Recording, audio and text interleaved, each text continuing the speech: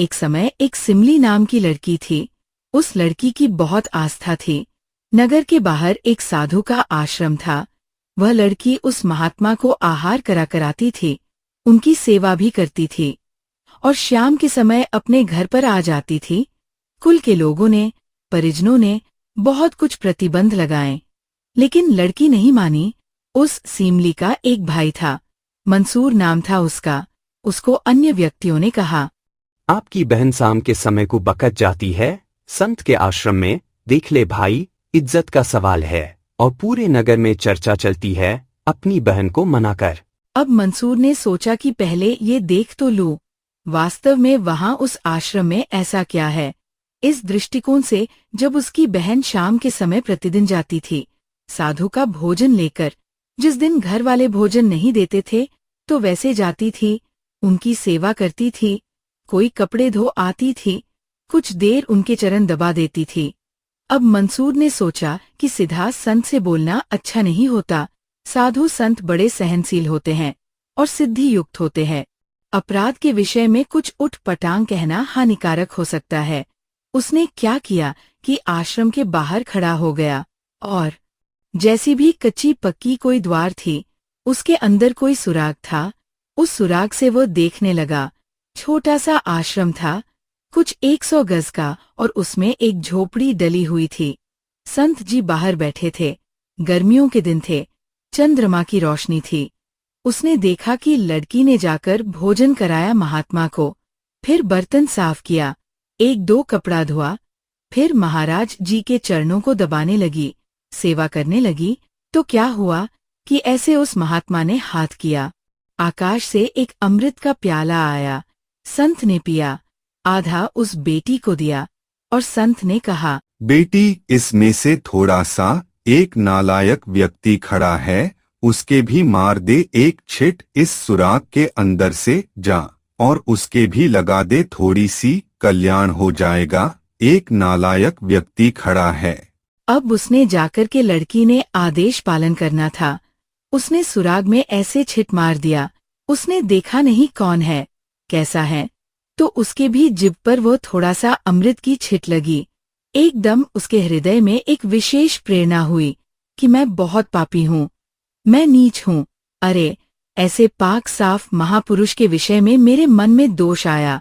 रोता हुआ आश्रम के अंदर प्रवेश किया और कहा, महाराज, मुझ पापी का भी उद्धार हो सकता है।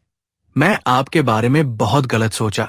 बेटा, जब तक बोध नहीं होता, ज्ञान नहीं होता, तब तक प्राणी के ऐसे अपराध अक्षमा करने योग्य होते हैं। और बेटा, कोई जानबूझकर करोगे, दीक्षा उपदेश लेने के बाद आपके मन में ऐसा संत के, गुरु के प्रति दोष आता है, तो फिर आप पाप के भारी बन जाओगे।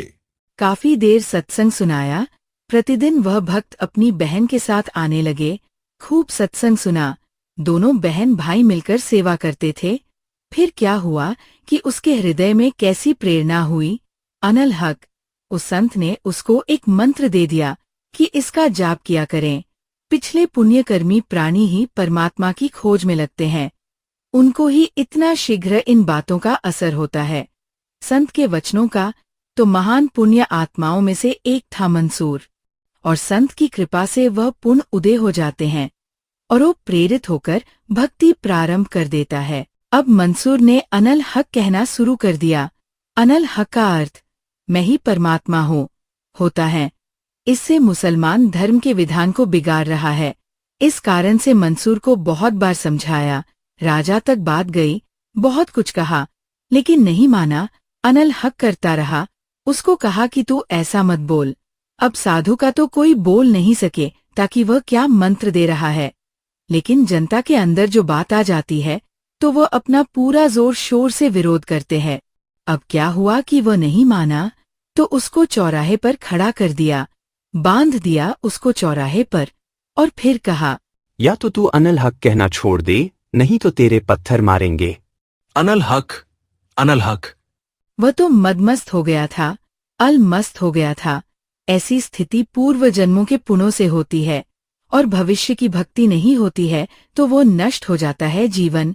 ऐसी पुण्य आत्मा का तो उसकी सजा दी गई कि पूरे नगर के व्यक्ति इसको पत्थर मार मार के इसका वध करेंगे। ऐसी सजा दें ताकि और भी कोई ऐसी हिम्मत ना करे।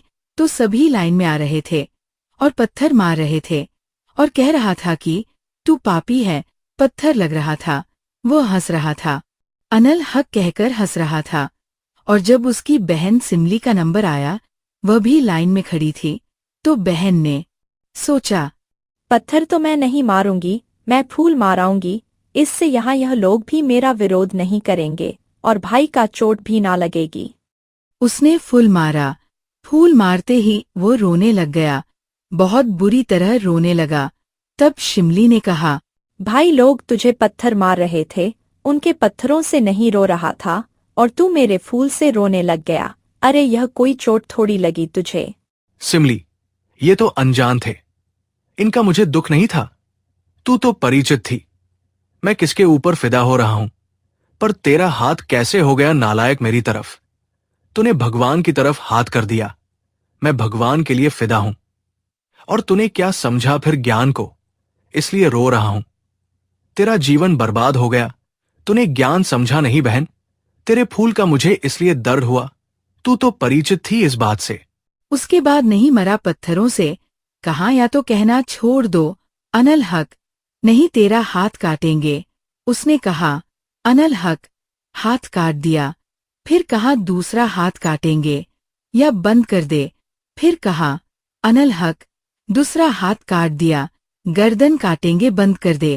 फिर कहा, अनल हक, अब उसका गर्दन काट दिया। मुसलमान धर्म नीचे दफनाते हैं, जमीन में उसको सभा कर दिया। काफिर समझकर काफिर जलाए जाते हैं उनकी सोच में, और उस राख को जल में फेंक दिया कि इसका नामो निशान मिट जा दरिया में। कहते हैं कि वह राख भी, वो भभुत भी अनल हक, अनल हक, अनल हक करती जा रही थी। और 1000 मंसूर बनकर गलियों में घूम रहे। सबने दरवाजे बंद कर लिए। टट्टी पेशाब निकल गया लोगों का। घबरा गई, ये क्या हो गया? भगवान का भगत था, ऐसा कर दिया इसके साथ। जिस परमात्मा के पाने के लिए और जिस लोक में जाने के लिए महापुरुषों ने ऐसी कुर्बानियां दी, तो कैसा हो भगवान, कैसा होगा वो देश, ये अंडरस्टूड है।